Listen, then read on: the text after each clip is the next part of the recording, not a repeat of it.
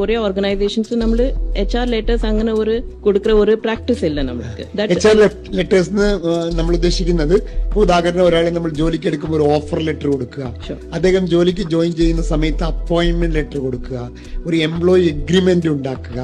അപ്പൊ ഇങ്ങനത്തെ സാധനങ്ങളിൽ നമ്മൾ ഇപ്പൊ പ്രൊമോഷൻ കൊടുക്കുമ്പോൾ ഒരു പ്രൊമോഷൻ ലെറ്റർ കൊടുക്കുക, ഇല്ലെങ്കിൽ ഇൻക്രിമെന്റ് കൊടുക്കുമ്പോൾ ഇതെല്ലാം ഡോക്യുമെന്റ് ആക്കി തന്നെ ചെയ്യണം അല്ലെ? Definitely it is important because ആ ഡോക്യുമെന്റ്സ് നമ്മൾ കുറെ കാര്യങ്ങൾ മെൻഷൻ ചെയ്യുന്നുണ്ട്.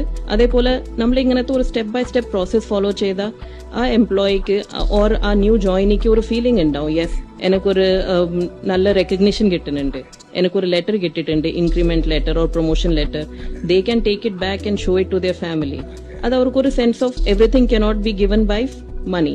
നമ്മളൊരു ഫിനാൻഷ്യൽ ആയിട്ട് നമ്മൾ അവർ ചിലപ്പോൾ നമ്മൾ റെക്കഗ്നൈസ് ചെയ്യുന്നില്ല.